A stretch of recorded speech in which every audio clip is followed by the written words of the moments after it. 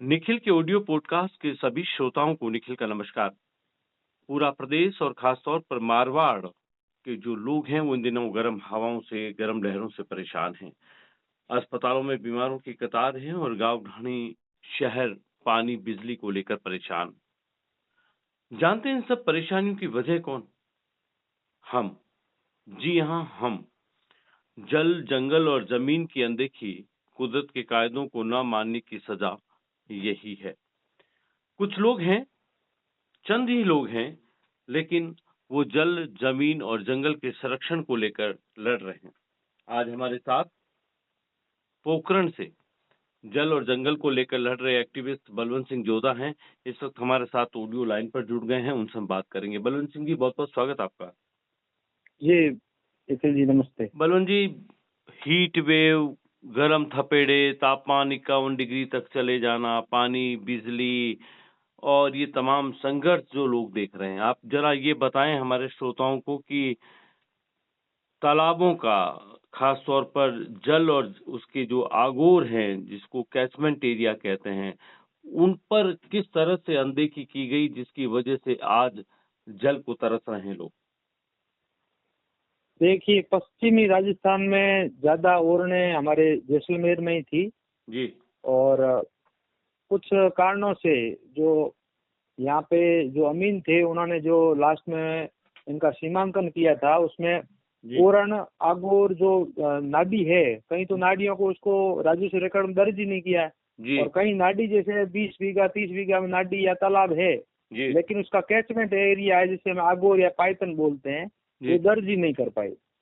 इस कारण से जैसलमेर जिले में कहीं कम से कम आप 90% समझ लीजिए वहाँ दर्ज ही नहीं राजस्व रिकॉर्ड में। इस कारण में ये समस्या आ रही है। ओरणे जो जैसे बाबा रामदेव जी की ओरण है, कई देवियों की ओरण है, कोई भूमिया जी के नाम से ओरण है, ऐसे ओरणे हैं जो भादरिया जी महाराज, हमारे यहाँ पर भादरिया ओरण सबसे बड़ी हजारों हेक्टर में जी। भादरिया ओरण है। जी। वो भादरिया जी महाराज उन्होंने हाईकोर्ट से लड़कर वो दर्ज करवाई है। ऐसे लोग कम हुए हैं जो उन्होंने लड़ाई लड़ी।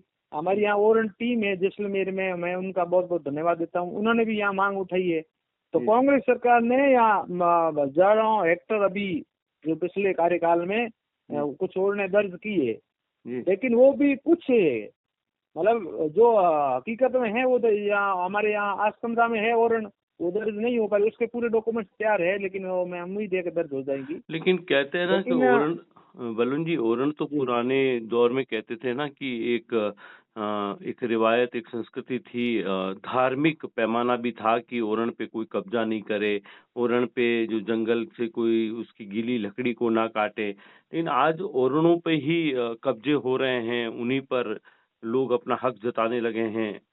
तो ये स्थिति क्यों आ गई? देखिए, लोगों की मानसिकताएं बदल चुकी है। पहले ये समझते थे कि ओरण में मतलब लकड़ी काटना एक पाप समझते थे। जी। एक गाय के मतलब गाय को सजा देना और जी। ओरण की लकड़ी काटना बराबर था, जी। मतलब जी। ऐसी मान्यताएं थी। लेकिन वो लोगों में धीरे धीरे जो पाश्चात्य संस्कृति बदल रही है, तो धीरे धीरे सरकार भी इसी तरह की हो गई है। जी। सरकार खुद कंपनियों को प्रोत्साहन कर रही है और ओरणों को इसमें दे रही है। जी। तो इसमें ये नुकसान का कारण यही है। पोखरण के जल और आगोर को लेकर आपकी बड़ी लड़ाई है, जो जमीन से शुरू हुई और न्यायालय तक पहुंची है, आप वहां तक गए हैं। तो थोड़ा संक्षिप्त में ये भी बताइए कि वो कौन सा आगोर है जिसको लेकर आप जो लड़ाई लड़ रहे हैं पिछले कुछ सालों से? मैं यहाँ रामदेश्वर तालाब है जो बहुत बड़ा धार्मिक तालाब है, जी। उसके लिए जो मैं थोड़ा सा मैंने काम करना चाहा, लेकिन उसमें पटवारी और रिपोर्ट मांगी, तब वहाँ देखा तो वो तालाब ही था। जी। बाकी जो कैचमेंट एरिया था वो हकीकत में जहाँ 30-30 40-40 फुट गहरी नदियां चल रही, 5-5 नदियां, जी। राजस्व रिकॉर्ड में वो आबादी बोल रही थी। जी। तब मैं उससे उसके आधार पर पटवारी से भौगोलिक के आधार पर मैंने वो रिपोर्ट मंगवाई। जी। वो जो भी मौके पर था उन्होंने लिख दिया कि भाई मौके पर ये आगोर है, ये पायतन के रूप में ये काम आ रहा है, इसमें बहाव क्षेत्र है, वो सब लिख दिया पटवारी अराई ने जो भी। जी। फिर उस आधार पर मैं न्यायालय की शरण में गया जी लेकिन न्यायालय ने फैसला दिए हुए भी 2 साल हो गए, लेकिन अधिकारियों की आप देख लीजिए कि ये कैसी मंशा है। जी हाई कोर्ट ने कह दिया कि 2 माह के अंदर ये आप इसको आगोर दर्ज करें, जी। लेकिन वो भी दर्ज नहीं कर रहे हैं। तो इसकी ये क्या हस्तक्षेप देखिए, मतलब हाईकोर्ट के उनके आदेशों की अवमानना नहीं है? है तो वही तो बात है ना, उनके कोई मन चित में नहीं है ना। हाई कोर्ट ने कह दिया कि आप 2 महीने के अंदर अंदर आप उसको आगोर दर्ज करिए, जी और उसको 2 साल हो गए। जी अब मतलब प्रशासन इसके तरफ कैसा है आप देख लीजिए कि ओरण गोचर खुद तो क्या करे, हाई कोर्ट के कहने के बावजूद नहीं करते हैं काम। तो इस वक्त जब हीट वेव चल रही है, वहाँ के जो लोग हैं उनको ये जल की अनदेखी और उरणों को कब्जा कर लेने के बाद में जो जंगल का खत्म हो जाना, ये हीट वेव, ये सब लोग समझ पा रहे हैं वहाँ पर कि क्या वो खुद ही कुदरत के साथ देखिए खिलवाड़ कर रहे समझ हैं? पा रहे, लेकिन आगे कोई नहीं आ रहा है ना। कुछ लोग जैसे 2% बेचारे लोग करते हैं, कोई जी पौधे भी लगाते हैं। आज भादरिया जी महाराज थे, उन्होंने हजारों हेक्टेयर जमीन करवाई है ना, जी लेकिन ऐसे लोग कम हैं। जी हम तो उनके कुछ है ही नहीं। जी सामान्य हमने 355 बीघा आगोर एक दर्ज कराया है। जी ऐसे ओरन टीम है, वो बेचारी लड़ रही है, जी तो वो लड़ रहे थे। लेकिन प्रशासन जब जागेगा तब काम तो मूर्त रूप तब लेगा जब प्रशासन खुद जाएगा कहाँ ये ऐसी स्थितियां बन रही है।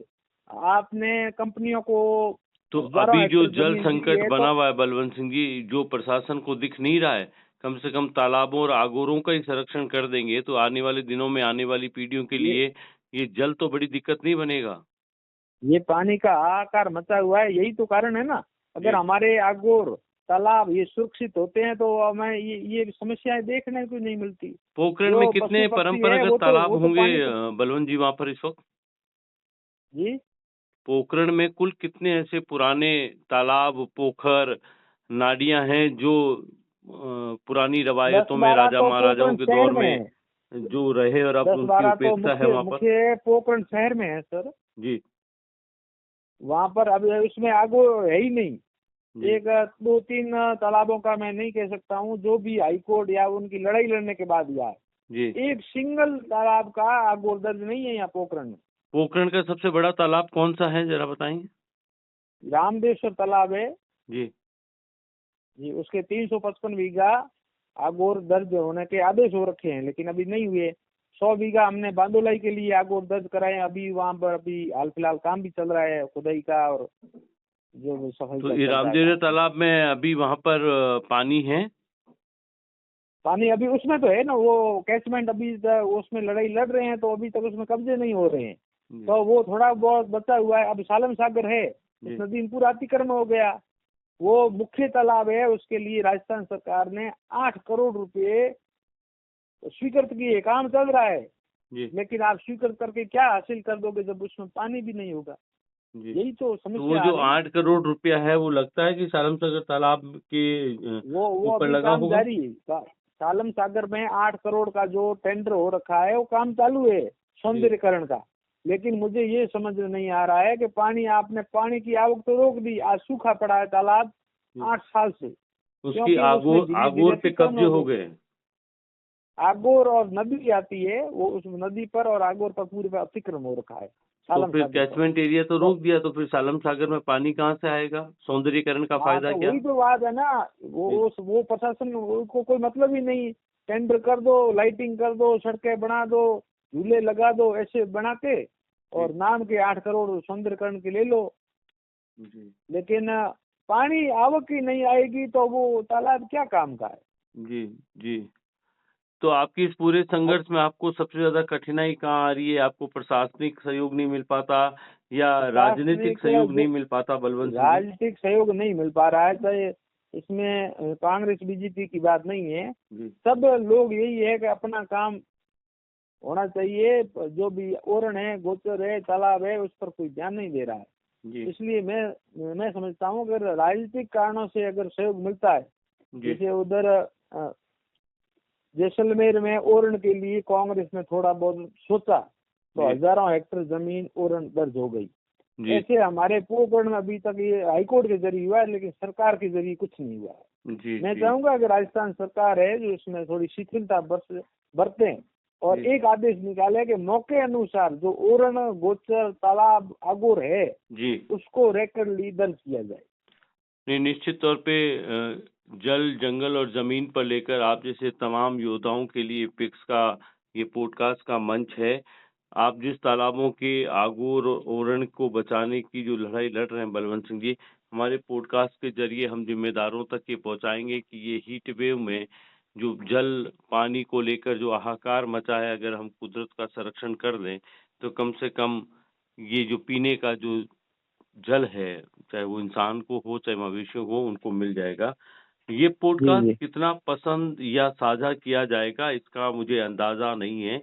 लेकिन इस विषय की गंभीरता को नज़रअंदाज करने वाले अपने अगली नस्लों को ज़िंदा रहने के वजूद पर एक बड़ी चुनौती ज़रूर खड़ी करेंगे। इस पॉडकास्ट के ज़रिए जी हम लोग जल, जंगल और ज़मीन की बात कर रहे हैं। पूरे देश में जल, जंगल और ज़मीन को लेकर जो भी एक्टिविस्ट काम कर रहे हैं, उनको पिक्स के पॉडकास्ट पर हम लाएँगे।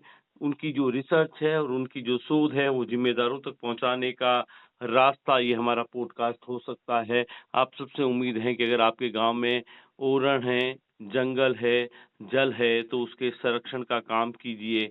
उन पर अतिक्रमण और कब्ज़े मत करिए, वरना आने वाले दिनों में कुदरत किसी को माफ़ नहीं करेगी। बलवंत सिंह जी, बहुत-बहुत शुक्रिया आपका हमसे बातचीत करने के लिए। जी जी धन्यवाद।